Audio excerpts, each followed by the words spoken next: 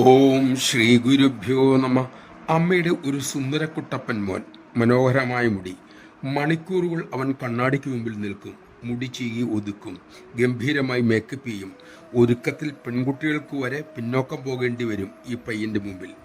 അമ്മ ആ മോനോട് വളരെ വാത്സല്യവും പ്രകടിപ്പിക്കും, മുടിയിൽ തലോടും. ഒരു ദിവസം അവൻ വന്നത് മൊട്ടയടിച്ച്. അമ്മ അത്ഭുതത്തോടെ തിരക്കി, ഇതെന്താ മക്കളെ, എന്തു പറ്റി?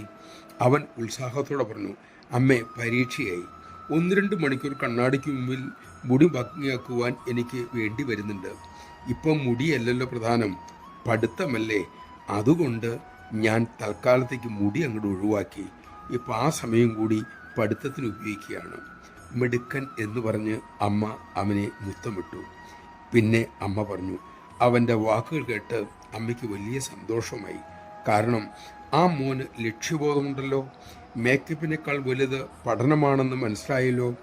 അതുപോലെ മക്കളെ, നിങ്ങളുടെ ജീവിതത്തിൽ ഒരു ലക്ഷ്യമുണ്ട്. അതിന് തടസ്സമുണ്ടാക്കുന്ന ഒന്നിനെയും കൂടെ കൊണ്ടു നടക്കരുത്, ഒഴിവാക്കുക തന്നെ വേണം. നമഃശിവായ.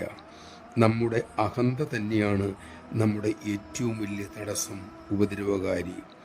എല്ലാം അമ്മയുടെ ഇച്ഛയ്ക്ക് വിട്ടുകൊടുത്ത് ജീവിതം ലാഘവമായി നയിക്കാൻ നമുക്ക് സാധിക്കും. അതിനുവേണ്ടി നമുക്ക് ശീലിക്കാം.